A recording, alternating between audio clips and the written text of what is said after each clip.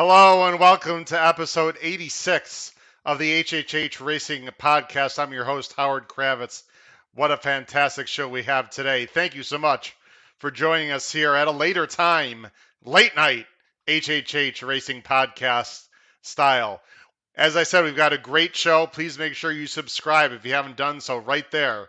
We are over 500 subscribers. Over 500 subscribers now since we started the show in late January. Thank you so much for being a subscriber. After you subscribe, make sure you hit that notification bell so you know when new content will arise. As you can see on my name tag, you can reach me on Twitter at hkravitz, and on the scroll on the bottom, you can reach me by email, hkravitzhorse@gmail.com.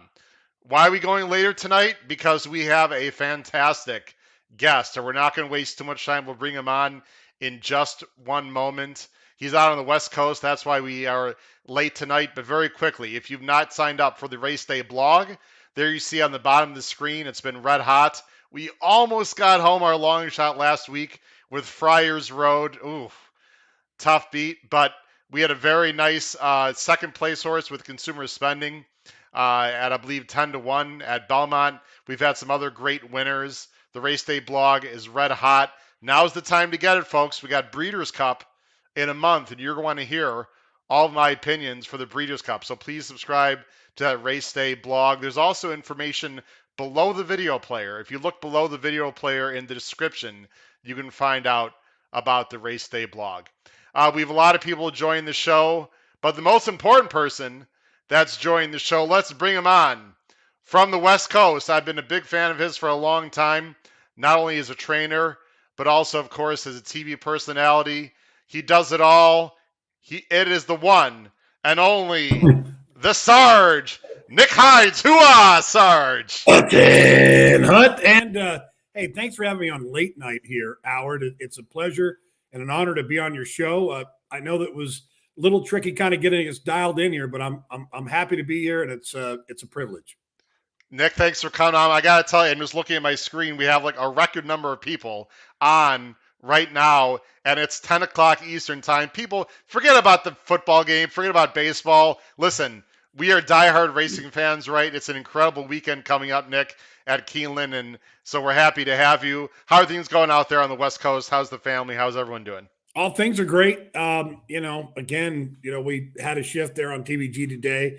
Kind of a limited number, select number of racetracks. We had a couple of nice prices that popped up at Presque Isle, had a $17 winner and a decent payout at Indiana Grand as well. As far as the horizontals, not so great, but select plays, I thought we did okay, but certainly anticipating a great weekend. Family as well. Thank you for that.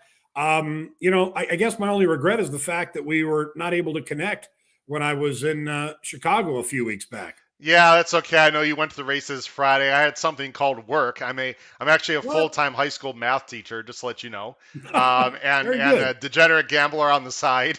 So yeah, I'm sorry we couldn't connect. But we'll get in touch. I'm actually going to be at the Breeders' Cup. I don't know if you're going to be there, but I have never been to the Breeders' Cup, Nick. I won a $10,000 seat to the BCBC handicapping contest a few weeks ago. First time I've done that. So are you going to be at the Breeders' Cup this year? Absolutely. I mean, listen, I owe you a beverage for coming on the show. I owe you a beverage for coming on the show at the very minimum. I'd rather get one of those T-shirts you got behind you. How about that? That's Old Smoke Clothing. You can get that Old Smoke Clothing. Okay. It's a great shirt. But I'll tell you what, after the show, we'll hook up real quick and talk about Del Mar. So, Nick, I've been playing the horses handicapping for 30 years. I just had my big 50th birthday last month. But we do have viewers on the show that are also younger as well. So I've got a few quick questions for you, Nick, who are not people who are not quite as familiar with you other than being on TVG, because your story is fantastic. And then we'll get into our famous 10 minutes to post segment, and then we'll talk about Keeneland. So you'll see questions on the bottom of the screen, Nick. First, tell the viewers where you're from originally, and then how you got involved into horse racing. I'm originally from Las Vegas. And the story starts there. My father was an attorney, and he probably was able to afford the sport by way of being an attorney. And, he had moved to Las Vegas in 1948, but to kind of cut to the chase, he was Nevada State race commissioner in the 70s. And, his part-time trade was being a trainer. We grew up on a 15-acre ranch right there in Las Vegas, and we had about a 5/16 of a mile training track. I know that doesn't seem like much, but it was a racetrack, and we'd actually go train horses out in the desert. So I, again, born into the game, born into the sport by way of my father. And, when I grew up, my father was good friends with a gentleman who was involved in Movie Land Circus and through Hollywood. And when he would travel through Las Vegas, he would often stop at the ranch, keep his animals, rest them there, and then move on. But upon his passing, I grew up around Bengal tigers. We had a couple of great American black bears. We had ostriches, emus, 54 dogs at one point, but horses were always my passion. And, Wow.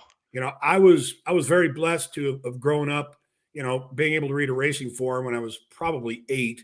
And, my childhood goal and dream was to become a track announcer, to call races. So, but we've had a few on the show, by the way. We've had Vic Stauffer on the show. Oh, yeah. Paul Allen, who's one of my favorite guys at Canterbury. Yeah. The most underrated race caller, by the way, in the world. And I'm not joking. I think Paul Allen is amazing. And I also had John Dooley on a few weeks ago for Arlington. Yeah. So sorry to interrupt you, but yeah. That's another, John, I wish I would have had the opportunity to meet him when they're at Arlington. But so basically, my father passed in, the mid 80s. And, ironically, it was through a horse accident. And I actually, at that point in time, had committed myself to becoming a horse trainer. So, my mother, her wish was that, hey, you finish college, you get your degree, you can go on and do what you do. But so that's basically how I grew up into it. Before my father passed away at Caliente, he had horses in training down there. I walked HOTS in 1982 at Caliente. And then in 85, 86, I'd worked in California during the summers. Of course, I was still in Las Vegas, but I came back to California in 89, eventually got my trainer's license in 94 and trained for 14 years. And, that's kind of the story of getting into it all.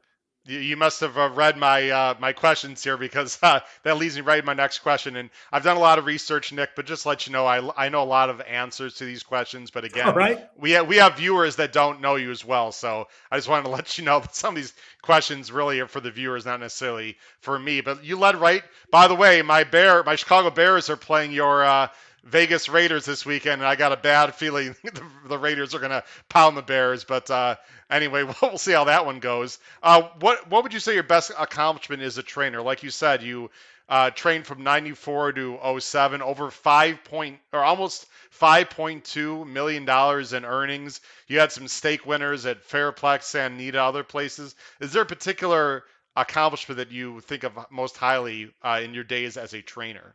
Well, full disclosure here, I'm not a Raiders fan. I love the fact that Las Vegas has a professional football team, but incidentally, I'm a Dallas Cowboy fan, but we'll leave it at that. I heard about that. Right? I'll tell you, starting and beginning training in 94, it was still highly competitive here in California. Yeah. And I must say that, I'm proud of the fact that I was able to compete during that time. I took a small hiatus in the latter end of the 90s when I went to work with Craig DeLasse and had the fortunate time there to work with Re-Race, who was the 98 sprint champion. Yep. And what a remarkable racehorse he was. Was he fast? Right. As far as for me personally, there are numerous horses that I had, obviously an attachment toward, and there were some talented ones, in the mix of that. But I would say probably in a short window, there were a couple of horses that, because I was pretty much a bona fide claiming trainer, right? It wasn't until my final year, which was 2007, when I had the opportunity to go to a 2-year-old in training sale and actually have the chance of spending some money. And incidentally, there was a horse that we purchased at the OBS June sale that year that went on to win the Lexington and competed. He was actually qualified for the Kentucky Derby at the time. And I had a client that said, I want you to find me one horse. And that horse was behind at the bar. But I only had a couple of months training him, because at that point, that's when I decided to go on to work as a racing manager and start start a family. You know, I'd already been married to my lovely wife, Michelle, who is, she's been kind of in a battle of her own, having overcome cancer this past year. But our son Cash is now 11, and it was the best decision I ever made. It's not easy being away from the horses, but I'm still with them, being a bloodstock agent and all the other things. But one particular horse, probably a horse called As We Know It. I think we won 5 in a row, won the Cal Cup starter. It's a great story because the day we claimed him, he ran dead last for 10. He was a bleeder. We turned him around. He retired a winner. For me personally, that was one of the fun accomplishments. And then the best horse I probably trained that nobody's probably ever heard of was a horse called Killerick. And that's another story for another time. He was a tremendous racehorse. We reconnected a few years back prior to his passing. But I tell you, California racing, anywhere swinging between the 80s and the 90s, it was as tough as it comes as far as getting wins. Oh, absolutely. By the way, we have a lot of people, like I said, watching the show. Please make sure in the live chat you bring up your questions and comments. We've got Alex Roth. Yeah, please hit that thumbs up button on the video. We've got my friend Kyle Roscoe here. I'm glad you're excited, Kyle, for Keeneland. He's a young viewer, Nick, who actually worked at Arlington and is finishing up college right now. Dean G. Dean is here tonight. Trish, good to see you. Trish is actually from Lexington and will be at the races this weekend. So we got a lot of great viewers. Please make sure you continue to type in those comments. Nick, you talked about where you went from a trainer. How did you get involved in the bloodstock side of the business? And again, for people who are not too familiar with what a bloodstock agent is, can you just quickly describe what you do in that role as well? Well, it's interesting because, being a trainer, you kind of get affiliated with doing the bloodstock type things, Yeah. buying and selling horses, knowing when to turn one loose or, trying to go acquisition one, going to the sales. But it was right around 2009-ish, 10. And, I had the opportunity to, have that chance of going to Keeneland. And, I'd been to Keeneland prior to that. But so basically going to work with Southern Equine Stable, which Mike Marino, obviously you heard of Southern Equine, Eric Keogh trained for them. I've known Eric for a number of years and kind of gave me the opportunity to work as a racing manager or general manager, which was great because I learned the other side. Yeah. As far as, appraising horses and having the opportunity to inspect horses and shortlisting horses at Keeneland. So that's kind of where it started. And incidentally, one of the first handful of yearlings that I got involved with was It's My Lucky Day. Fortunate enough to have purchased him on behalf of a client. We purchased 2 lawyer runs that year. And the story is one that he went on to make $1.8 million, made a profit in pinhooking both of them. And, I'm pretty heavily invested in the pinhooking side of things as well now. Sure. But as far as bloodstock, I think once you're in the game, whether you're a trainer, you're an owner, I think there's plenty of affiliation with doing that. But I think the idea is knowing what product you have, whether you're trying to buy, sell, understanding a pedigree. And I think the advantage that I have, having been a trainer and a horseman and growing up in a horseman household, is that I know my way around a horse, unlike numerous bloodstock agents that read a pedigree. So you got to go with the field too, right?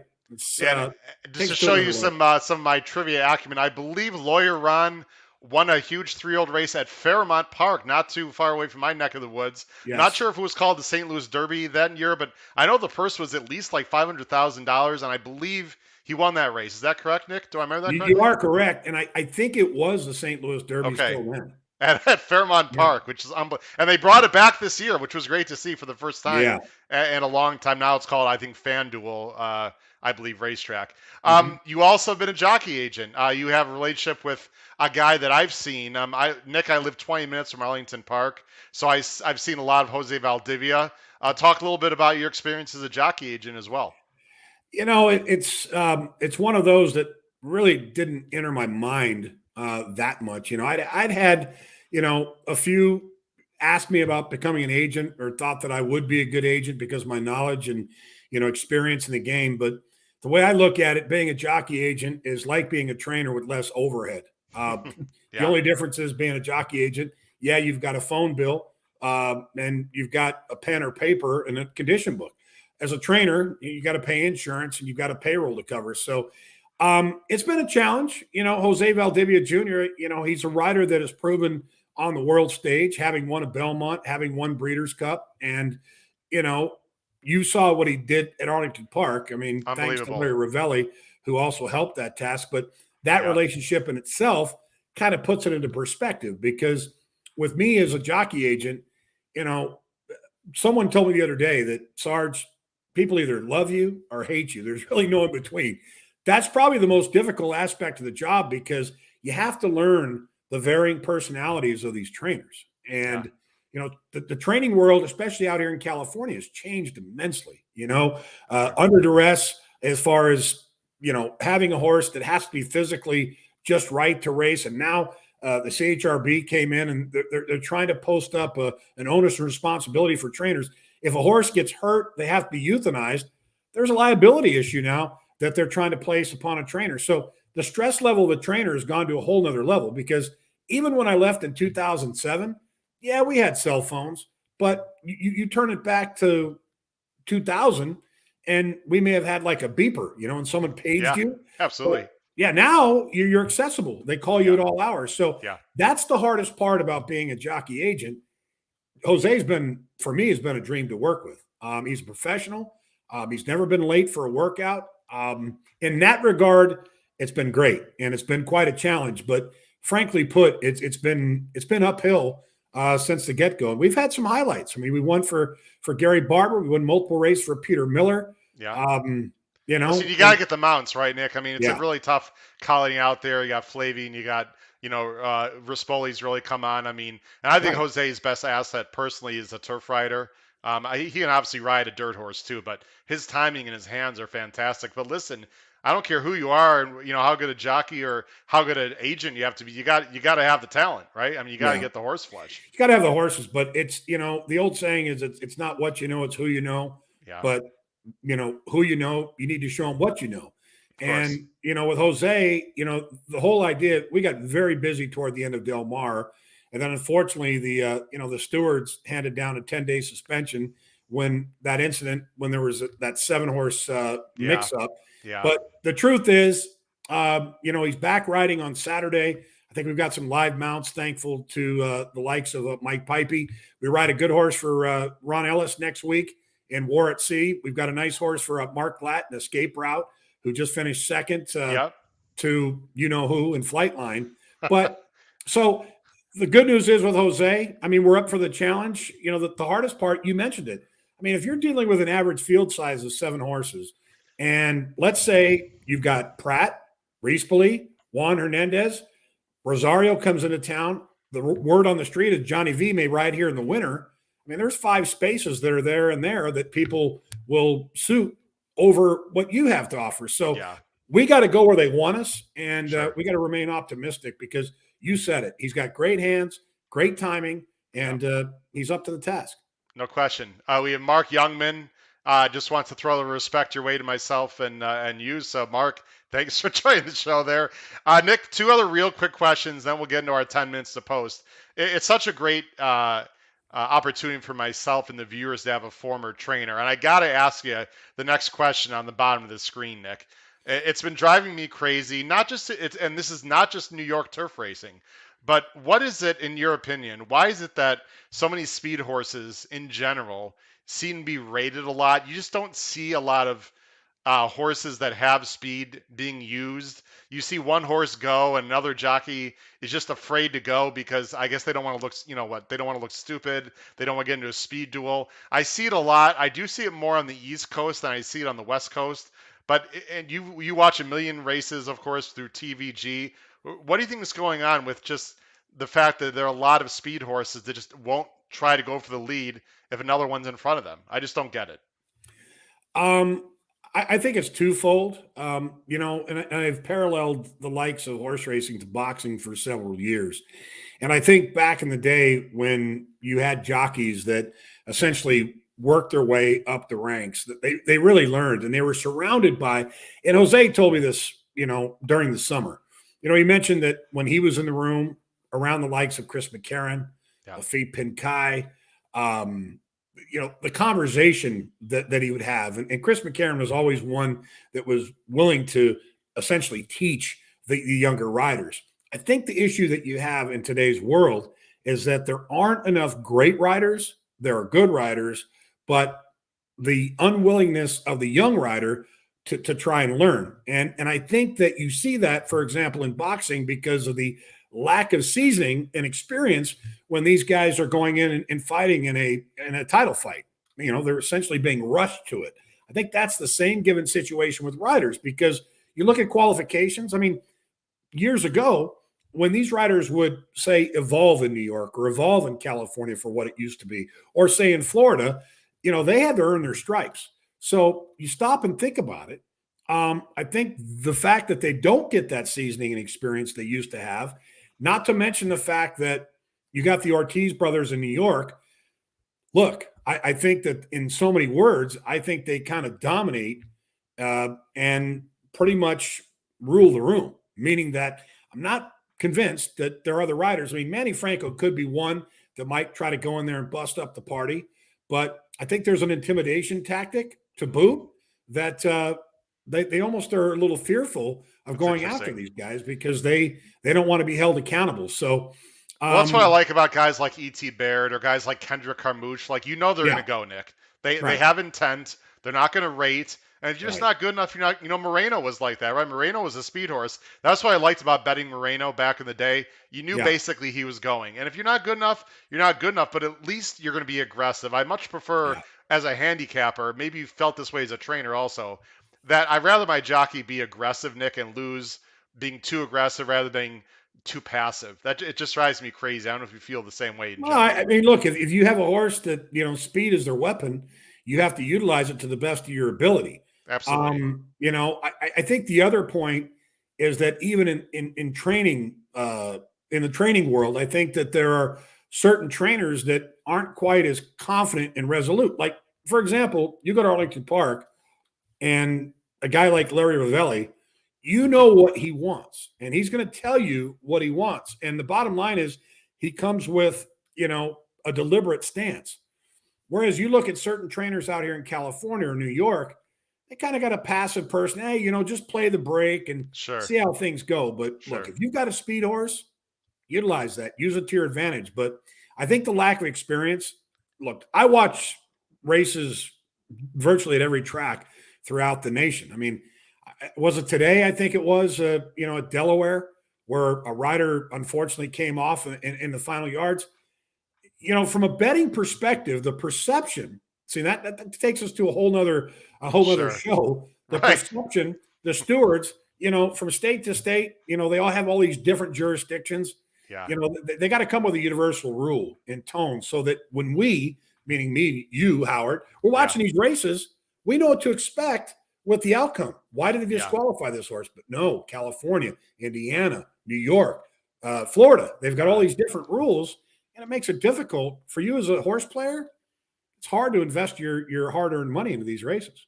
It's very, yeah. That's a whole other, which Yeah, violation it is. Did it cost the horse a placing? We could go on forever, but yeah. One other quick question, Nick, and then we're gonna get on to. I wish we had more time, but I'll tell you what, Nick. I'd love to have you on again another time on the absolutely. show. One other quick question. I know this is very important to you. A lot of people do not know that you're an ordained minister. You're very active on Twitter with a lot of Bible quotes and whatnot. My next question, just very briefly, I'm sure you'd like to talk about this for half an hour, but has your faith at all affected your view of horse racing, either in a good way or maybe a different way? And then, along with that question, I'd like you to address. I've always wanted to ask someone. You're a perfect person to ask this question. I will say, I'm a little bit uncomfortable when people, athletes, whatever, mix sports with religion. Like they won because God was on our side, for example. I don't want to get into a whole, you need to go into a whole thing, but I don't care what belief folks have, or some people don't have any belief at all, right, Nick? So, how do you feel about athletes thanking a particular higher power? To me, I'm okay with that, but does that mean the higher power, was against the other person? I don't know. I'm a little bit. I hope you're not offended by that question. I'm always a No, little bit. That's always caught me a little bit I don't know what the word uncomfortable, but can you talk a little bit about your being an ordained minister and how it's affected your view of horse racing, if any? Well, the ordained minister aspect of my life, I've been spiritual since birth. My father, was a practicing Catholic. My mother was Lutheran. But I think that when it comes to religion, I think that we all coincide. Now, granted, if you're an atheist and you don't believe there's a God, then I'm not about to force the word of God down your throat, essentially. So when I became the ordained minister, my brother, he was marrying, and he had asked me. He said, "Would you mind?" And I obviously took that leap of faith to do so. But in referencing athletes, and how religion affects me in horse racing. Wow, I mean it to me. If it weren't for being who I am, and with my faith in God, I'm not sure that I would even be able to persist in horse racing. Now, you have to ask yourself, why would God, allow me to be a gambler? And is that a sin? Now, again, we could go through a whole I'm dive, sure you've been asked that question a few times, right? right, and have this discussion. But I think that the real common denominator in regards to the athletes, interesting, Howard, you bring up Roger Stein, for example, had a radio show out here in California for years. Yeah, He called me out one time because I had won a race at Hollywood Park, and I gave thanks to the Lord for this opportunity, and he was offended by that. yeah. And I don't think I there's told anything him, wrong with that, by the way, Nick. I'm sorry. I don't right, want you to get the wrong impression. I don't think no, not at I all. don't I But don't I don't. right, It doesn't bother me. I just find it. right. I'm only a little uncomfortable because God's on everyone's side, right? So I don't know. Absolutely, absolutely. That's But the I only think thing. I think that, for example, with athletes, I think it comes down to the battles that they fight, because Sure. Yeah. it's been quoted numerous times. We don't know the battle that the other person fights, and I think that the true denominator for me in religion, okay, whether you're Mormon, you're Catholic, Christian, whatever you subscribe to, I think it really comes down to forgiveness. And Sure. and I'll tell you, Howard, just like coming on your show, I have no idea what your show is all about, but you'd asked me to come on, and I respect that. And I'm humbled by that. So for me, I'm saying, all right, I see good in Howard. Now, if Howard flips the script on me and he throws me down the gutter, then I know next time maybe I don't want No, to no, be on no. Howard's show. But I think the truth is, as a handicapper, what religion has done for me mostly is forgiveness. And that's where, for example, you see a horse with a bad running line. Do you forgive that horse for the poor effort? Do you forgive the horse for the fact that you bet, $100 to win on the horse and he failed the fire? Then you kind of work your brain cells and say, you know what? I forgive that horse. I'm going to come back and play him next time Sure. because he had a troubled trip, or he didn't like being inside of horses, or she didn't like being, behind horses. So, yeah, I think there are a number of parallels there as far as horse racing and religion. Hence, hashtag horse religion for me. Absolutely. I mean, I wouldn't be doing my job, Nick, if I didn't approach that subject. By the way, Tom Espinoza, another great viewer. Nick, he's actually out on the West Coast. He lives in the San Francisco area. Real quick, who was your go-to guy when you were training as a Love Tom jockey? Espinoza. Tom, thanks for tuning in. My go-to guy was the late great Garrett Gomez. Mm, When what a he came shame, to Nick. What a California shame. initially, left, came back, but Yeah. whether it be a $10,000 claimer or a horse that was an allowance or stakes type, the one thing about Garrett, he was very candid, and he was always willing to give me his opinion, which for me as a former trainer, I love feedback. And going back to Jose Valdivia Jr., which is crazy because my wife, who then at the time was my girlfriend, she put all these photo albums together.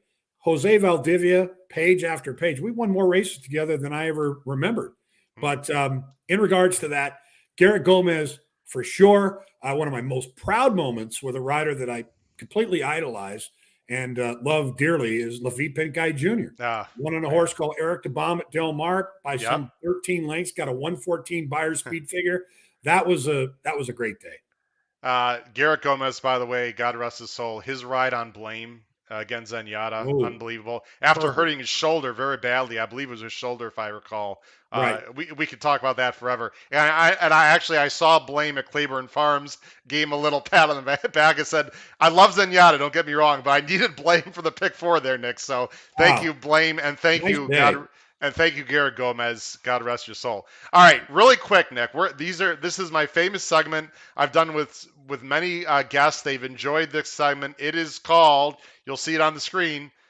10 minutes to post. 10 minutes to post, ladies and All gentlemen. right. Nick, these are 10 rapid fire, okay? Literally like 30-second at the most Oh answers to boy. these questions. I got 5 horse racing questions, 5 non horse racing questions. Well, you'll see what they're about. And then we'll jump into Keeneland. Are you ready? I'm ready, but I'm going to give you full disclosure again. It's bad enough being a Dallas Cowboy fan, but I'm not very good at these, but let's see how it goes. That's right. It's all good. These are pretty easy. Okay. Horse racing questions, real quick. First of all, what was the first moment you fell in love with horse racing? First time I attended Santa Anita. I've only been there once, by the way. Santa Anita was 2 years ago, right before the pandemic. When I walked out, you walk through the clubhouse and you just see the San Gabriel Mountains open up in front of you. Nick, Yeah. I'm not lying. I almost shed a tear, and I'm not a real emotional guy. Yeah. The most beautiful scene, just unbelievable. If you've never been to Santa Anita, folks, you've got to go there at some point. Craziest on-air incident at TVG, something a PG. This is a PG show. Something that you want to share that maybe as viewers we didn't know was happening behind the scenes, or maybe just something that we all saw that you thought was sort of nuts. I was alive in a pick four at Hollywood Park for 5,000. Mm, And that's when 5,000 really meant something. sure. I was I was still in the midst of my training career. It'll actually be 16 years this year that I've been with TBG. Alive for Congratulations. 5,000 in the pick four, I was singled to a particular horse, and he looked every bit the winner down the stretch at Hollywood Park. I was with Ken Rudolph. I was the analyst. He was the host. I was not aware of the fact that the mics were up. I thought they were Uh-oh. still down. Horse got beat a nose on the Oh wire, boy. and I let out a The F. four-letter expletive, which, Oh. people will say you're a religious guy. You're not supposed to do that, but we've all been there. So But the you're still mics on the were air up. with them, so it didn't cost you your job. Couldn't have been that bad, right? Well, it cost me a 2-week suspension. So Well, listen, I did get a we lot of text messages and had a few guys come by the set the next 2 weeks later when I came back and saluted me and said that was epic. So, You know what? You talked about there's forgiveness right there, right? I mean, that's, amen. they forgave you, you move on. Yes. A bucket list track or race day event you'd like to attend in the world that you've never been to. Well, that's a good one. I mean, it has to be Royal Ascot. My wife, had last summer. Unfortunately, we were in the midst of the pandemic, and she had actually kind of put that on the window and said, "Hey, let's do the Royal Ascot." With the top hat and the tuxedo, and I would have to say that would be it. I mean, that would probably cover both ends of it. Royal Ascot being there here in the U.S. As far as a bucket list track, I've virtually been to every track that I've wanted to go to, and Okay. that's why the whole Arlington Park trip, with the tie-in to going to Notre Dame at Soldier Field against Yeah, that's a Wisconsin, great weekend, by the way, you it had there. was. And I want to thank my brother Chris. He kind of dropped everything. He said, "I'll meet you there." But Oh, wow. Okay. yeah, again, the other one would probably, I guess, would have to be here in the U.S. Probably have to be Belmont Park. Ironically, Okay. I've never been there. Oh, Um, wow. Okay. Obviously, been to Saratoga. I've been to Monmouth. And I've been to virtually every track. So I probably need to get out to Belmont. But Royal Ascot for me is most certainly a bucket list. I hope to have a horse there that perhaps I was a part of competing there. Sure. Well, I've never been to Saratoga. That's my USA track I'd Oh like to yeah, go to. But worldwide, and by the way, Matt Bernier, who was on the show a few months ago, gave this answer. A few other people gave this answer. Melbourne Cup. I'd love to go yeah. there and see that race. Unbelievable. Beautiful place. Alex Yeah. has got, of course, you mentioned Ken Rudolph right there on the bottom of the screen, the old Giacomo moment, an incredible moment there. And Dean likes Dak. He said Dak looks good. So coming back from the injury, the Cowboys are looking better for sure. Nick, I must say, it's good to see America's team, There you go. depending on You who got it you right. ask, right? Winning. All right, most memorable horse racing event you've ever attended. got to be Zenyatta. I mean, right here, and Which one? the one here at Santa Anita in our Winning the backyard. I Breeders' mean, Cup. that to me, I was all in with This is Giovanni, unbelievable, right? What a right? call that was. That was it. Yeah. Yeah, So it was 2009. It's kind yeah, of crazy to think that it was 12 years ago, but amazing. I was all in on Giovanni. I can't tell you how many tickets I was dialed in with on Giovanni. But when Zenyatta got there, I mean, you could literally feel the grandstand lift That's what and I've heard. shake. I mean, you thought there was an earthquake, and most definitely that to me was the most memorable. I was fortunate growing up. My father, he always nominated horses at the Kentucky Derby, but I can say that it was when Reva Ridge won the Derby in '73, but I don't remember anything because I was too young to remember. Yeah. People said Zenyatta winning and then Rachel winning the Woodward at Saratoga, Big, two of the huge, loudest, and, yeah, and American Pharoah, of course. Basically, the three times that the horse racing tracks have been the loudest they've been in a long time. yeah. Do you have a favorite horse, Nick, and why? Outside of the horses I trained, I had several that I particularly loved. I mean, as I'd said, on a personal level, a horse Sure. I trained called Kill Eric, and then Eric de Bomb. Yep. But Take a chance. as far as favorite horses that are of note, Yeah. I'd More have to say famous John one. Henry. John Henry to me, epitomized every aspect of if you were to own a horse, it's such a great story. Was he good?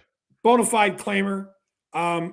He rise to the level. That's the one other part of being at Arlington and staying that statue there. My father was Yep. very good friends with John Sullivan, who trained the Bart. Hmm. I remember watching the race on ABC. And in Yes. fact, my dad had nominated a horse that he'd had, a New Zealand horse that won the Sydney Gold Cup. And you mentioned the Melbourne Cup. Unfortunately, horse is 15 hands and they were going to stick 145 pounds on his back. So he brought him to America. But it was John Henry for sure. I mean, Yeah. for what he did in that day and age. And I think it was Ed DeRosa. He calculated what his purse earnings would be in this decade. Oh. Essentially, he would have probably been right around 17 million in earnings versus what he eventually won in his career. So, and when he beat the Bart, I think ABC went to a commercial thinking the Bart had won, and they came back and John Henry won. Crazy. Great story, real quick. Great story because Craig O'Brien, who represented Eddie Delahousse. Yeah. I understand he was at his house here in California. And because of that, being the agent for Eddie D, he was already counting his money. And it was just, they were over the moon. Unbelievable. But they come back and he got beat. I mean, the statue still has, it's right kind there. of get the impression the Bart won that. The people that think the Bart won are the same people that think that Songbird beat Beholder also. Oh, yeah. But so, anyway, all right. We got 5 non-horse racing questions real quick. Folks, we are getting into Keeneland in just a few minutes for the handicapping, so stick with us. We can't miss the opportunity to talk to the Sarge here on the HHH Racing Podcast. The most or best memorable non-horse racing sports event, Nick, you've attended? That's tough. I mean, look, again, growing up in Vegas, I mean, I was fortunate enough to have seen some epic moments, whether it be boxing, basketball. I was at the Hagler Hearns 3-round war. I remember it like yesterday. It was the last fight that I attended with my father before his passing. It would likely be that.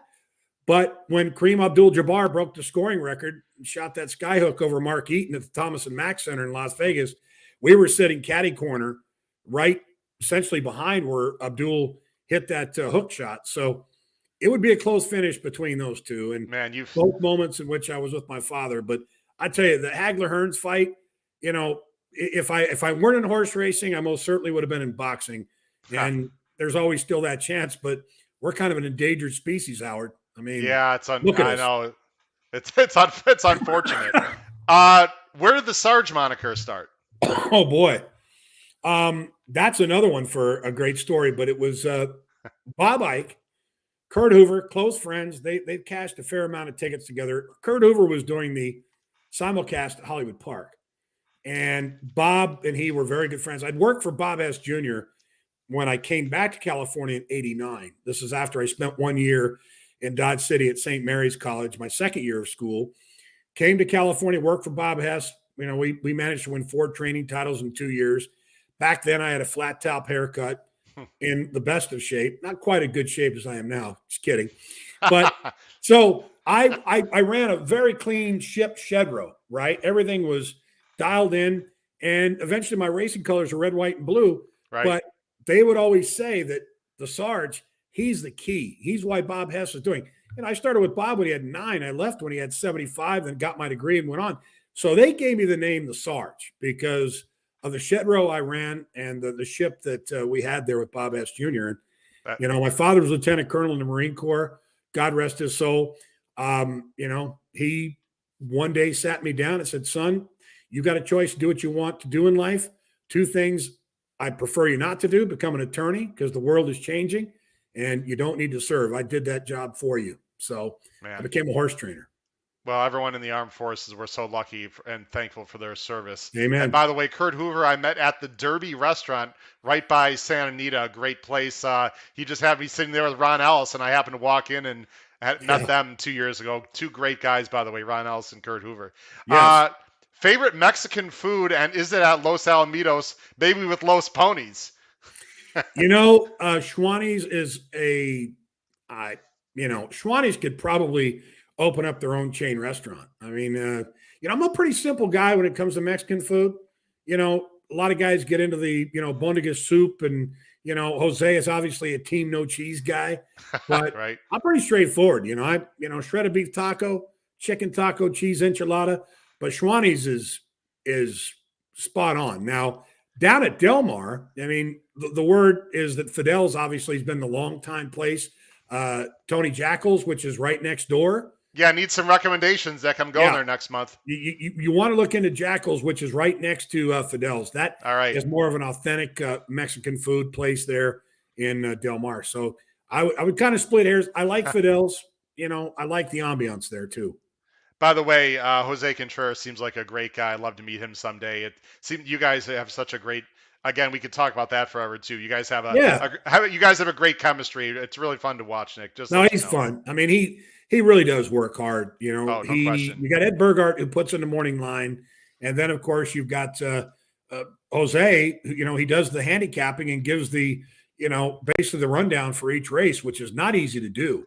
Yeah. And he takes a lot of flack because he puts himself out there. But we got a big day coming up on Sunday. The futurity trials are coming up in Golden State, so be sure to tune in. I'm on this weekend, both Saturday and Sunday night. Terrific. Well, we'll have to check out those trial races. Favorite LA sports team? Oof, well, that's a tough one. For years, I was a Laker guy, but when Pat Riley and Magic Johnson retired, I mean, when they left town, I kind of lost the Laker flavor. So as far as LA sports team, it's got to be the Chargers. I mean, I feel sorry for them, actually. Many have gravitated toward the Rams. I mean, they share a stadium, but I thought the Chargers were kind of the sneak play this year, and thus far, they've kind of proven so. They beat the Chiefs. Yeah. I thought their game against the Raiders was kind of below what I expected, but they did what they had to do. So, let's say love their quarterback, Nick. Love their quarterback. Really, Yeah. I really enjoy watching him. Yeah, he's phenomenal. He's very good. Quarterback. All right, last question, guys, and then we're going to get into Keeneland. And I thought I'd save this for last, Nick. I know you're going to appreciate this question. I follow you on Twitter. I know you follow me on Twitter. And so you'll appreciate this question. When is Cash signing his major league contract, and with what team, Nick? Thanks for You'll have to explain to people why I asked you that question. I can't even begin to tell you how proud I am of Cash. He's he's taken a passion and a love toward baseball that I could have never imagined because I was terrible at baseball.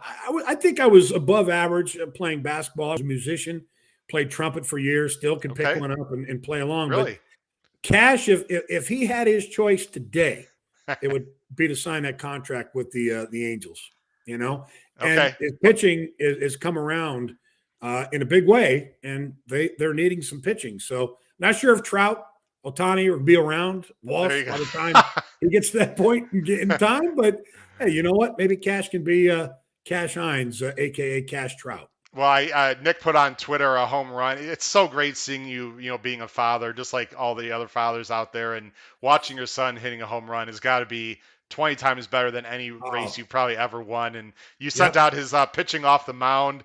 He looks like he's a pretty good sized kid for his age too. Is that correct, Nick? Yeah, he is. In fact, I asked him the other night.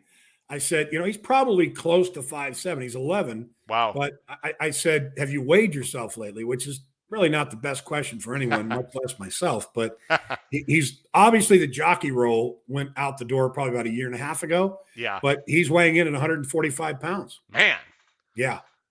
he's ready to go. Yep. He's, That's he's doing awesome. great. Well, Proud of him. I know I haven't obviously have never met Cash or your wife, but tell Cash from the HHH Racing Podcast, we wish him luck, and we're looking forward to seeing what he can do. And if he's not a professional baseball player, that is a-okay with me. I'm sure he's a great kid, so that's all that really matters in my Appreciate mind. that, Howard. I really All do. right, you're welcome. Nick, let's jump into Keeneland. Now, ladies and gentlemen, Keeneland's got some win in your in races. They've got a fantastic weekend of races, really starting tomorrow at opening day. But ladies and gentlemen, we're going to be focusing on the late pick five, and it's already 9:45 Chicago time here. And Nick, I don't want to keep you too late. I'm welcome to go as long as you're willing, but again, I only expect you to be on about an hour. But if you want to go later, great. If not, that's okay too. Just give me a little a little heads up on that. So we'll go through these races relatively quickly, guys. We're going to go through the late pick five. Let me go ahead, and I'm the editor, the producer, Nick. So if you see me looking left and right, I'm pressing a bunch of buttons here. Let me take the banner off the screen. You're going to see our picks for each race. It starts in race 6, ladies and gentlemen. The late pick five on Saturday. As I go ahead, sorry, just 1 second here. Just getting to my screen. All right. It's going to start right there. It starts with the Grade 2 Woodford Stakes. This is not a win in your in. It's on the turf. They're going 5.5 furlongs, sort of a little bit of a smaller field. The races overall, though, Nick, of course, are outstanding at Keeneland, and especially on opening weekend. Let's talk about your top pick in this race that I go ahead and bring up. You see H is Howard, of course, N is Nick. And Nick, you're going with the 6 Extravagant Kid on top. Yeah, I'm a little curious to see what the weather is going to be at Keeneland, and obviously doing the show 2 days out, we could be at the mercy of scratches and could change up the pace dynamic. I've I'm got a little also, intel. Sorry, Nick. Would you like to hear a little intel on that? I got a little yeah, intel. give me that So, intel. yeah, I'm sorry to interrupt you. So this is good for everyone to talk about. So they've had a decent amount of rain throughout this week. It hasn't been steady. It's been pop-up thunderstorms and whatnot. They did get some rain today. Of course, it's going to be opening weekend. So tomorrow's going to be the first time they're on the turf. The weekend looks great, Nick. So the weather's going to be just fine. Tomorrow it's going to be mid 70s and partly cloudy. Saturday, when these races happen, it's going to be almost 80 degrees and sunny. But Yeah. they did get a bunch of rain. I'm expecting the turf to be probably at best good, could even be yielding depending on the surface there. But go ahead. Okay. All right, so fair enough. I think that I'm going to stand in the direction of Extravagant Kid. This horse was seen at Newmarket last out back on July 10th in a Grade 1. I just get the impression that despite the fact that Extravagant Kid hasn't won a race here at Keeneland, when you look at the field, it is a Grade 2.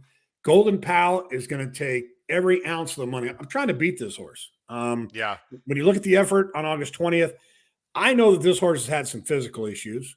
And I know that with confidence, but I Okay. know he's been working well. I think of the weekend for horses that are going to be short priced, this is one that I'm going to take a heavy stand against.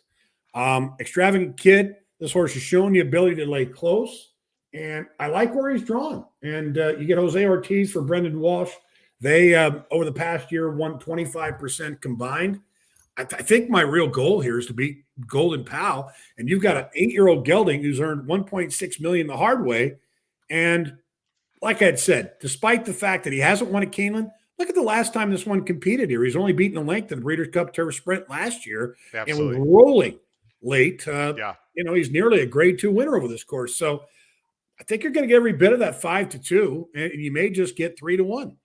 Any concern about him being 8 years old and maybe he's left his best races in Europe or behind him, Nick? My take on that is if they felt that he was getting long in the tooth and that he Sure. was headed. Look, the horse won the Alcott Sprint. He Sure. earned it 116 time for him.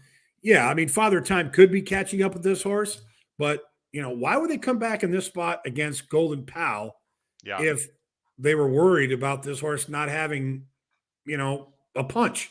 So I respect Brendan Walsh. He's not a chance taker. He's not a gambler, a riverboat No. gambler. So I think Extravagant Kid. This is also, you remember the wager, the $3 Yeah. Keeneland Turf Pick 3. You've heard Why don't you about it. talk about that a little, Nick? Because that's a new wager this year, and obviously you're Yeah, familiar with it. Why don't you right. tell the viewers what we're talking about?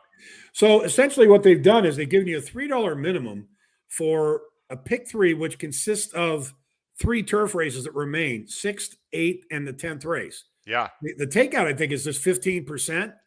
I think it's a Yes. kind of a cool bet because Very I know cool. you've got the $300,000 guaranteed pick five, You see it on the which, top there. Yeah. yeah. So I'm not going to blame you for that. But the $3 minimum on the pick three, Yeah. I think it's a fun wager, and it's another way of changing things up. Absolutely. I've got Golden Pal on top. It might be just sort of a dummy amateur kind of pick, but it just seems like Wesley Ward at Keeneland, Nick, is just absolutely deadly. So I would never bet this horse on the win end. But when I talk about these races, Nick, I know you're not too familiar with the show. I'm talking from a horizontal betting standpoint because we focus on horizontal betting on the show. You have to. This is an A for me. I use ABC Ticketmaker, but Okay. he doesn't have to win. And also, Nick, I would say that this 5-2 on Extravagant Kid would be a pipe dream. I think Extravagant Kid's going to be, I'll say 9-5, and I think Golden Pal's going to be like 6-5. I think it's going to be something like that. I'm Hmm. very interested in the four, Nick, and you are too a little bit. Fire Crow, listen, he ran a huge race at Pimlico on Preakness Day, and then he ran just fine in the Turf Monster. It says good. That turf was ridiculous. That turf was super yielding. I have no idea why they gave that turf a good designation. I don't think Fire Crow is impossible. Do you, Nick? I don't think it's impossible. You've got him second. Yeah, my hope is that because I'm trying to knock Golden Pal out of the equation, Okay. which I'm going to stand by. Here's what I think is going to take place. I think Fire Crow holds the keys to this race, and I don't think they're going to pull any punches with Tyler Gaffalione based on how this horse raced last out, the speed that he's shown before. Yeah. I personally think he's going to give Golden Pal a tussle early, and I Okay. think he can win that battle. I Okay. really do. I just, when you talk about horses, like, for example, Golden Pal shipping to York, coming Yeah. back, I feel like Wesley Ward is good as he does at Keeneland, and as much as this horse is supposed to win, I think we found a soft spot here. So I'm going to be Okay. playing some exactas, Extravagant Kid over Fire Crow. You're probably right. If Extravagant Kid ends up at 9-5, so be it. Maybe Sure. it's a pipe dream that we would give 5-2, but I Sure. guess we would have to accept terms if we got 2-1. But Fire Crow, I'm not as convinced as him being a win candidate as he is a horse that you use underneath. Sure. I'm a little concerned about the distance, by the way, with Fire Crow. I know I've got him in the mix, but I think he's probably better at 5 rather than 5.5. It's gonna be a Probably. great. It's going to be a great race. It's going to be very interesting to see what happens there. Let's go on to the next race. This is the TCA. It's the Grade 2 Thoroughbred Club of America Stakes. This is the first of several win and you're in races in the Breeders' Cup. So the horse that wins this race will get expenses paid to the Breeders' Cup. It's 6 furlongs. It's for older fillies and mares. I'm going to go ahead and switch the picks on the screen there. By the way, Nick does not know my picks beforehand. Nick, you're going with a horse that I got to be honest, I don't have in the top three, but I do have in the mix. I really wasn't sure what to do with Frank's Rocket. You obviously love this horse from the rail with Junior Alvarado. I do. And, again, when you look back at last year, you have a Hall of Fame trainer in Bill Mott that saw fit to try this one against the boys in the Breeders' Cup Sprint. I mean, that kind of puts into perspective the amount of confidence that he has in this daughter into mischief. How did she get beat at Colonial? Simply put, she missed the break, came Yeah. running, galloped out strongly. Yeah. I just think she's going to get a great trip here. She's a horse that has speed in the midst of biz. She's coming back second off of the respite. She was scratched out of the Breeders' Cup Filly Mare Sprint last year. They turned down a pretty substantial sum for her. She's had physical issues. I think she's probably a race away from firing her best. So, yeah, she's going to be up close. She could keep us busy.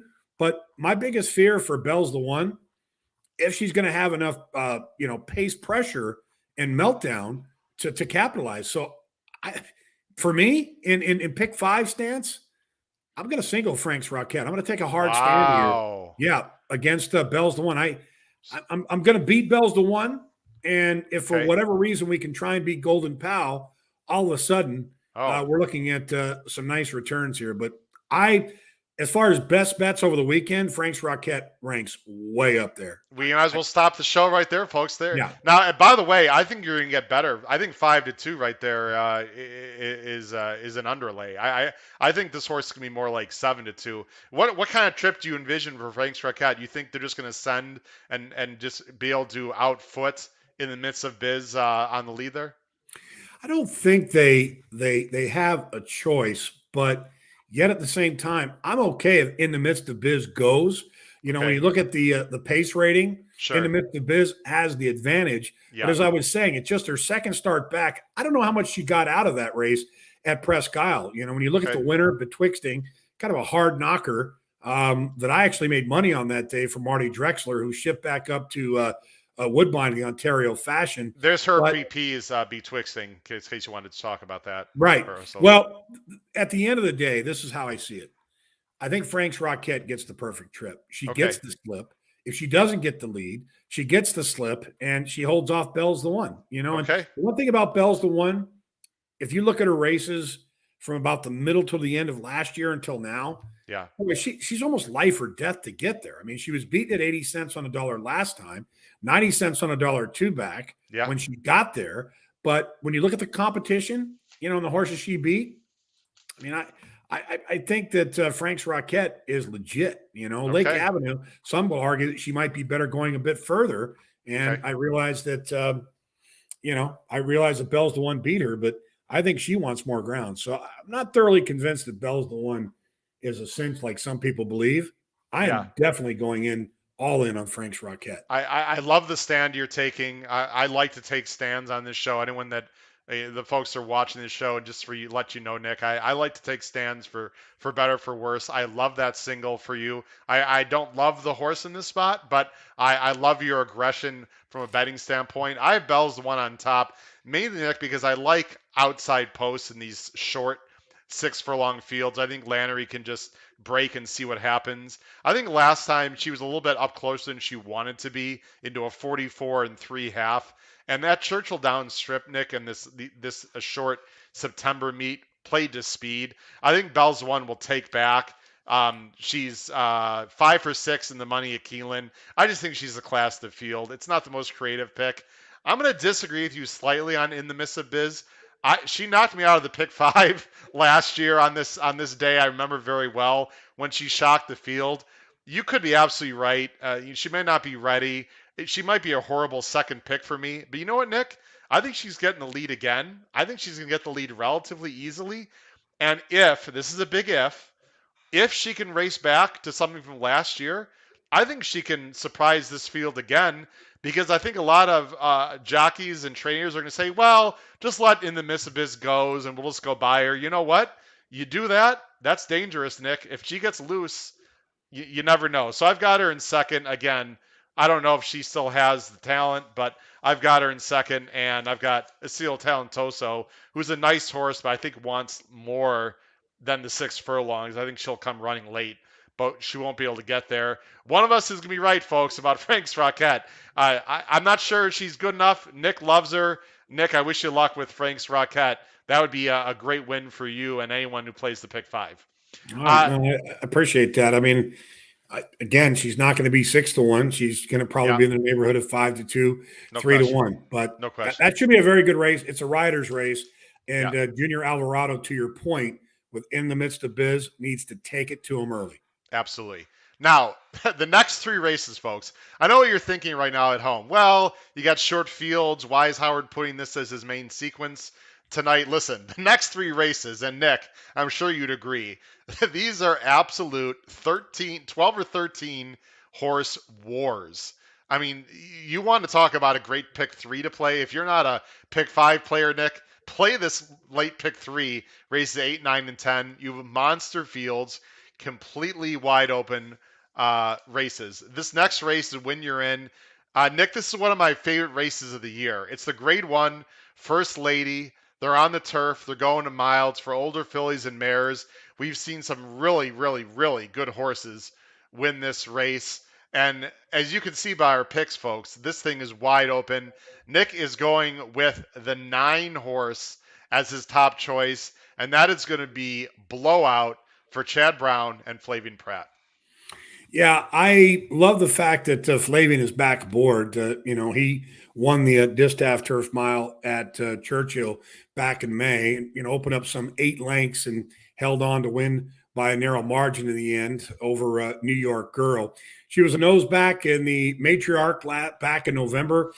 Um, she's kind of had one of those sporadic patterns. She's obviously has some underlying issues, but the one thing that stands out in my mind is the paper pace race. I mean, there's not much speed in this race. And I Yeah. think that for her, I think she's going to get comfortable. And I think that's going to take her a long way. Now, La Signier to the outside, she cuts back over the inner turf at Saratoga out of the Flower Bowl. And she has speed, but she's not really a speed horse. So, No. I'm kind of relying on Blowout, who to me is a natural miler. And the funny thing is, when you look at this field, there aren't too many natural milers in this race, at least the ones that are being pointed out as the ones to beat. I think the X factor is the 2 Empress Josephine for Aidan O'Brien, who comes in, 3-year-old daughter of Galileo, out of that tremendous race mare, Lily Langtree. If you remember Lily Langtree, she was favored in the Breeders' Cup Juvenile Turf Fillies back in November of 2009. She went on to win the Coronation, the Matron. Good horse, great horse. There you And go. There's her PPs, by the way, on the screen. great. Okay, I appreciate that. Yeah. So I think she's kind of the one that I fear. But when you look at the paper race, I don't see Blowout at 8-1. Yeah. I think it's a gift. I mean, you got Chad Brown. He's gone to the Flavian Pratt card. And when you look at their statistic together, I mean, they're winning almost 40% of the time. And this isn't like an overnight stakes. I mean, these are graded stakes races that these two Absolutely. have connected in. So, she's a nose away from being a grade 1 stakes winner at the trip. You get Flavian Pratt. Could have easily been 2 for 2 on her. She's another horse I'm going to take a heavy stand with, Okay. especially knowing the fact that you got a pick 5 opportunity, so kind of playing around those pick 5s. I'm not sure she's one that I would single, but she's definitely one that I would kind of shore up on. Now, the numbers that I gave you were the 9, the 3, and the 8. And Harvey's Little Goyle, kind of get the impression that she's a bit of an underachiever. But when you look at the 3, and this is the Euro Altica for Charlie Appleby. She's unbeaten on U.S. soil. I love her versatility. Yeah. The problem with her is that her style may preclude her from winning this race. So Yeah. I relegated under, but my long shot playing here would be the 2.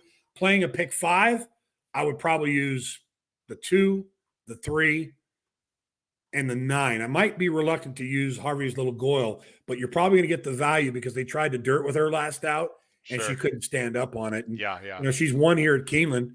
In fact, she won the QE2 last year at 1.8 mile. But is Harvey's Little Girl a miler? That's the biggest question. Yeah. Probably not. Listen, I've got Blowout in the mix. I don't have her in my top 3. This horse scares the crap out of me, Nick, because I only have her as a C. I'm sure you're familiar with ABC Ticketmaker. I have her very defensively. I completely hear you. She might get loose and win, and I might be completely wrong. I just don't think she classes up, and I think there are some horses that could at least, run at her on the turn. Like, for example, I think number 5, Hendy Woods, Nick, is very interesting. This is an improving horse for Mark Casse, who has tactical speed. Just won by 4 Kentucky Downs. I have her a second. I don't think she's going to be that far off of Blowout. I do have Althika on top. I think the turf, by the way, is really going to help Althika with the moisture in the ground. She's obviously was a Euro, and she has that experience over this kind of. I'm assuming the turf's gonna be a little bit off, so I do have Althika on top, and I love her versatility. Another horse I just want to throw out there real quick to the viewers is the number 7. Daddy is a Legend, 12-1 morning line for George Weaver, who, Nick, I think is one of the most underrated trainers in the country, by the way. This horse is improving. She's got big time back numbers. She actually ran out at Del Mar in your neck of the woods in the West Coast. Gave some big efforts against Uni and got Stormy back in 2019. I think she's rounding back into form. And at a price, Nick, I'm very interested in Daddy is a Legend, who also has a little bit of tactical speed and might be not that far off. Any opinion on Daddy is a Legend, or am I completely off base as you look at the form there, Nick? Boy, you'd have to do a better sell job to me, but I All will right. say this. I will say this that she's 3 for 5 at Keeneland. Yep. And as we've come to find horses for courses, Yes. they tend to step up on days like this. But she's going to have to come with her A game. Okay. Numbers wise, yeah, I get the impression that she could be trending upward. Yeah. But the good news for her is that on her better days, she's shown tactical speed. You look at the win at Keeneland last year. Now, granted, earlier this year, I mean, it was a far inferior field than what she faces Yeah. here. But I think that's the key to this race. You have to find some price horses that can hang around, because I don't see a horse coming from 8 out of it to win this race. I would agree with you. I completely agree with you there. And listen, blowout's dangerous. And Nick Keeneland's a sand that turf course is more of a sand based turf course. That's part of the reason why it is a bit of a horse for course, correct? Correct. Right. All right, let's go ahead. Nick, you good for another 5 minutes here to finish these last two races? Absolutely. All right, Yeah. fantastic. I'm sorry to keep you long, but listen, you're like me. Never We love talking apologize. about horse Never racing and apologize. stories and whatnot. It's hard not to talk. This race, Nick, I've touted already on Twitter. This is my race of the day. I have I said on Twitter I have a long shot. When I handicap these races, and maybe it was the same for you, I will admit I did not have the morning lines. My play in this race isn't a big long shot, but I am very, very, very interested in a horse in this race. And it's a horse, as you see on the bottom of the screen, Nick, that you've got second. So I know you're very interested in this horse also. I'm gonna go first, Nick, if you don't mind here in this race. Yeah. And I Tell want me. to talk about this is the Grade One Claiborne Breeders' Futurity, won by a pretty good horse 2 years ago. That 2 years ago, Nick, that I saw in person, a horse called Maxfield, who by the way went off at a price that day and beat one of my favorite horses at the time, Gouverneur Morris, in that race 2 years ago. I guess Maxfield's gone on to do some pretty good things, Nick. Rall and Roll. Now, watching replays from Churchill is a little bit tricky. Nick, I like to watch replays on this show, but Twin Spires is a little bit tricky with their copywriting and whatnot. So we're not going to watch the replay of Rattle and Roll's last race. But let me talk about Rattle and Roll just for a little bit.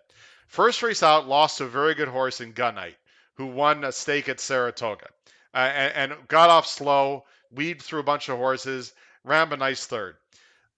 Two back at Saratoga, was ready to make a middle move, and for some reason bolted on the turn and was pulled up. I do not know the story behind what happened. I'm assuming it was an equipment problem and not, a physical issue. Ken McPeak, who I have a ton of respect for, ran Rail and Roll, $210,000 buy out of a first crop sire Connect, who actually is turned into a pretty good first crop sire. Ran this horse at Churchill, and Nick, I don't know if you saw the replay of Rail and Roll's maiden win. Ultra professional, in behind horses, waited, got through on the far turn, and exploded in the stretch. Now, people will see the 69 buyer and say, Howard, why do you love this horse? This horse is too slow.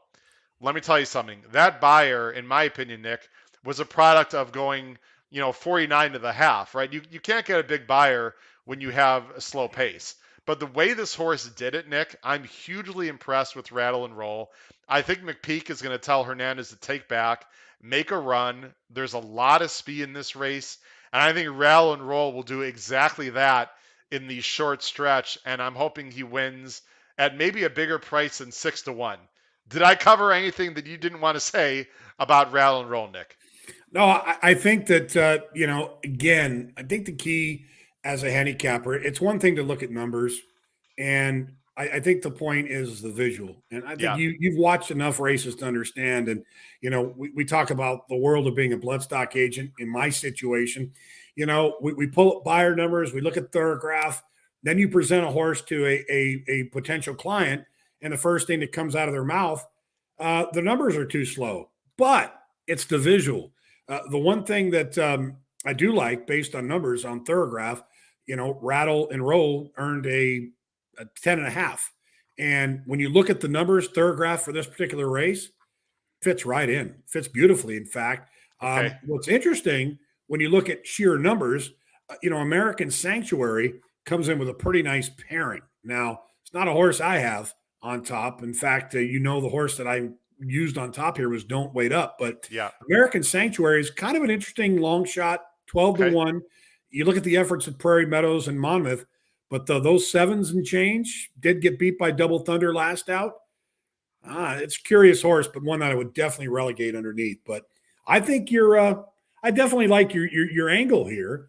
And the key is this horse obviously must have some idiosyncrasy based on the effort at Saratoga. Yeah. But it's Kenny McPeak, it's Keeneland, and we all know what he is capable of. By the way, I don't want to backtrack, but Dean was asking about Princess Grace and the First Lady. In my opinion, Dean, Princess Grace has a chance out with the 10 horse in that race. She's very good right now, but she's got a race on softer turf from the 10 hole in the best field she's faced in a long time. So, Dean, just let you know, I think Princess Grace can win, but I'm using her very defensively. Let's talk about your top pick, Nick, in this race right here.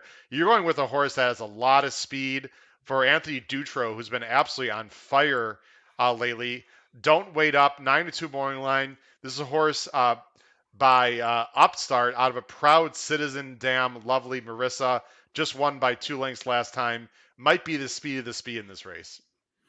Well, and I think that's really what it boils down to. And, I think the timing of the victory on September 6th, I guess my biggest concern is this horse could be in, kind of bounce category. But it was over a muddy track. This horse paired 9.5s on the Thorograph, which is Okay. good.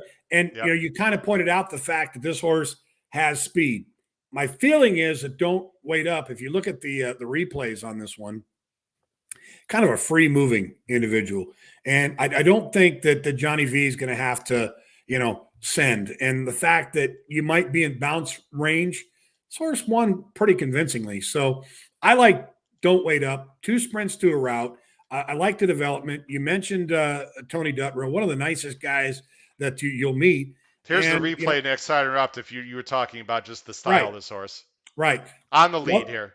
I love the fact that this horse has come back to breeze, 47-3 more recently. So this horse is ultra sharp, and this is the maiden win at Saratoga, and kind of a free moving individual here, and I think will be a natural going a route of ground. Well, and the horse that finished second in this race is a horse that I loved last weekend. You see on the outside here for Pletcher, who came back and ran second in the Champagne. You see here coming up into the picture. So the form holds up on Don't Wait Up, coming out of a very live maiden race, which again, folks, you have to understand who they're beating because as Nick mentioned, and as I talk about, it's not just about the time, right? It's not just about the time. It's not just about the fig.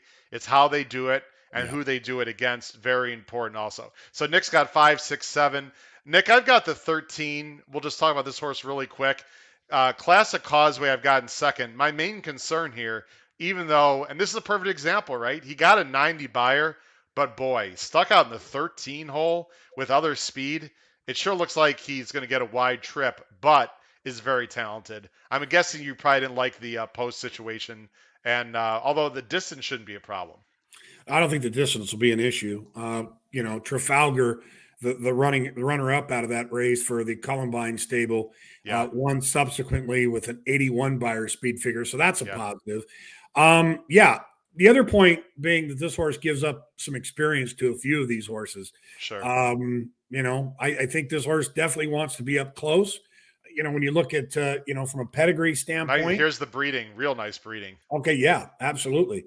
And we all know the drill on these Giants causeways. I mean, they're only going to get better with time, age, and experience. And, the mother, she won the first 3 starts for her career, including back-to-back stakes in Southern California for then trainer Bob Hess Jr. So the Yep. precocity's there. When you look at Thorograph and you look at the number that was earned, looking at that figure, this horse ran a 5 on the sheet. So Wow. it's just a matter of, where does this horse fit in the fold? Sure. If this one can overcome the outside trip, Yeah. I would have liked to have seen one more race in tow. That's why I ended up on the more experienced rivals, the 5, the 6, and the 7. So Yeah. I'd be very careful of taking too short of a price. Playing the pick fives, I think you leave this horse out at your own peril. By the way, if Classic Causeway Nick wins from the 13 hole, any way he does it, especially if he shows speed and clears over, whatever, a horse called Corniche better look out because there will be another player to show speed. I'm very interested to see how Classic Causeway does. Although I'm skeptical, I'm always very skeptical, Nick, of horses that get a big number on the lead. I'm much more, especially with a 2-year-old, right? We see it all the time. You see it a million times on your show. I'm much more impressed, with a horse like, for example, Rail and Roll, who comes from behind, eats a lot of dirt. Even if the fig is a lot slower, to me that shows a lot more professionalism than a horse that just goes to the lead and just wires the field. Not Mhm. taking anything away from the 13, who can obviously win the race.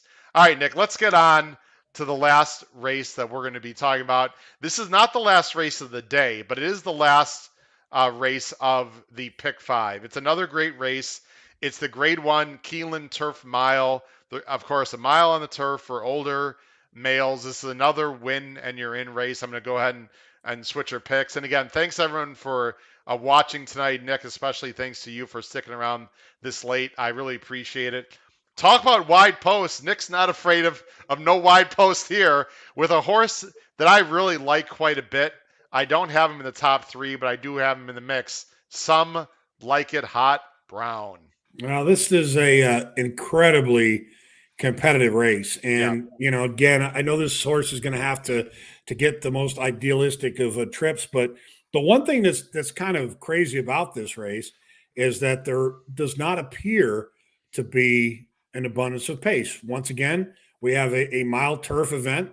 yeah, Usually you would get 2, 3, 4, maybe 5 horses that potentially would have speed on paper. Morning line, you look at Order Australia. This was that horse that shocked the world in the Breeders' Cup Mile last year at 73-1.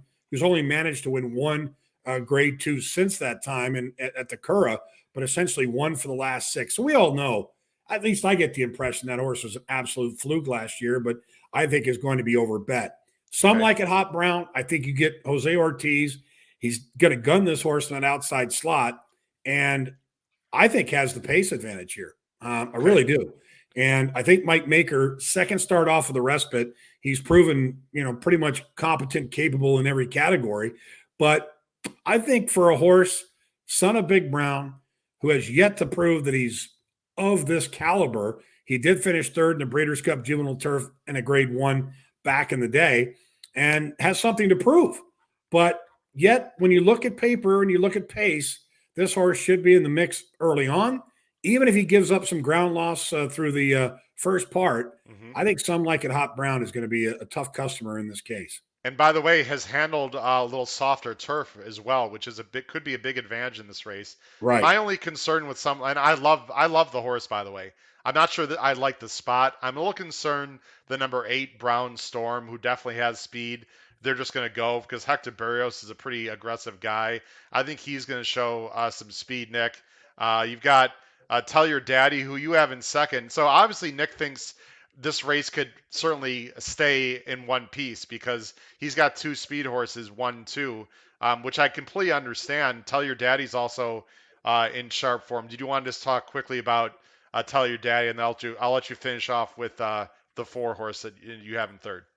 Well, I think the one thing about Tell Your Daddy, point blank on paper, this horse needs to step up. And I realize it's kind of getting late in the game. You've got a 5-year-old gelding that took a number of starts to break the maiden. I respect the Grade 2 win, but I'm not convinced that it was kind of like the coming out party. It was a good race, but it wasn't a great race. Johnny V is on Order Australia. I think that's going to garner attention. I'm playing every ticket I have against Order Australia. Point Wow. blank. So Wow. Tell Your Daddy by That's way my of, top pick. Nick, that's my top pick. oh Lord. Well, I need to hear. I need to hear from you on that one. Oh, I'll tell you. Listen, Okay. Nick, I'll set you straight in a few minutes. Go ahead, finish up. So, once again, when you look at Order Australia, that horse could end up falling into the perfect trip. And I realize coming in from Longchamp and the Prix du Mouillon. And my opinion is that the speed of Tell Your Daddy is going to go a long way. I would have liked to have had Johnny V back aboard, but I Sure. get why he's riding Order Australia. So Yeah. tell me why Order Australia is a horse that I need to include in my All wager. right. So here's the deal, Nick. I hear you about what happened last year. First of all, I don't think it was a complete fluke. I know he went off at 73 to 1. I didn't have this horse. I'm not going to sit here and tell you I had Order of Australia last year. But if you look at this time form ratings, Nick, this is a horse who's actually comes into this race better, much better than last year. He's run. I realize he's not won these Grade One races. He's run against Palace Pier, Poetic Flair, Bayed, who is a serious horse. He's been right there with the top Euros going a mile in the world. These are not the top horses in the world. To me, Nick, if Order of Australia runs anywhere near the races he's been running recently, he's going to win this race by 2. He's got tactical speed. I like that Johnny V is riding here. I think that's a huge thing. He can handle any kind of service. He obviously loves Keeneland. I could almost single this horse. Again, I love the fact that we're completely different. It gives people at home, a decision to make, which I think is why this is such a great game with all these different opinions people have. I think this horse is by far the class of the field, Nick. By far. He's been facing absolute monsters, and he's been running very well in Europe. So this is my top pick. I like Space Traveler quite a bit also. I think he's going to get that nice stalking trip in behind the speed, like something like a Hot Brown and the 8 horse. He ran very well. I know that Town Cruise, who won the Woodbine Mile, is not a monster, but that was a wire-to-wire deal. There was no speed in that race. Space Traveler was the only one that was really making a big close. I think he's going to appreciate the softer turf. I think he's going to appreciate a faster pace. I'm going with basically the 2 Euros in this spot. I just think they're better than the others. I have a lot of respect, Nick, for your top selection, some like it Hot Brown. If some like it Hot Brown can get over to the inside like you think he will and save ground, he's got a shot. I'm not 100% sure he's going to be able to do that, in my opinion. Tell Your Daddy got away, to me, although he's in very good form, with a very slow pace last time, Nick. So I'm against Tell Your Daddy. But again, I respect your picks, and I respect if the pace is slow, Tell Your Daddy and something like a Hot Brown could easily finish 1-2 in this race. I'm just not sure it's going to go that way. But again, we'll see. It's going to be a great race. Nick, I'm going to close the show very briefly by showing everyone my Caveman pick 5. And I want to ask you one more question, Nick, and then we'll let you go. Thanks again for staying on this late. I know you disagree with this pick 5 because you have some other opinions, but in general, if someone had a cheaper horizontal bet they wanted to make, what I call a caveman ticket, so it's not an ABC, is you would single the one Frank's Rocket in your pick 5. Is that would be your main sort of focus of your horizontal bet? Is that correct? For me, yes, it would. And, I think in a field like that, to get better bang for your buck, I mean, the reality is, looking at Order Australia, I'm not telling you to throw that horse out. I'm saying I don't like that horse to win. I'm not Sure. convinced that Order Australia is a quote unquote miler. And I totally respect the fact you mentioned some of the top milers in the world. We're going to see some of those familiar names and faces here, I'm sure, on Breeders' Cup Championship weekend. But in this pick 5 sequence, I think Frank's Rocket is an absolute standout, whereas many are going to look to the likes of Golden Pal. They're going to single that horse to death. And if you can beat Golden Sure. Pal, there's your value. I would never single that horse. Nick, I'll end with this. Paul Halloran, a great viewer. Read on the bottom there. You like God, horses, and Notre Dame. That's all good for Paul Halloran on the bottom of the screen there. The 3 things that some of the things you enjoy most. Nick, any closing thoughts before I let you go for the viewers? A salute going out to Paul. And I just wanted to give one last tidbit on a horse that I've been following that's in the 11th and final at Keeneland on Saturday. That's the 7 Giant Game. Tried very hard on behalf of my racehorse. This horse was on a radar at Phasig last year.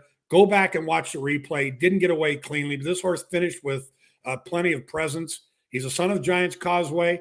Giant Game, race 11, Yeah. Saturday, horse number 7, Joe Talamo, 4-1 Dale Romans on the morning line. But I just pulled it up, Nick, and I can fully confirm everything that Nick said. I did watch the replay. beautiful. Was off slow. This is a very big striding horse, right, Nick? And I think he's going to come. He's a serious horse. I don't want to get too far ahead of myself. Sure. But I will say this.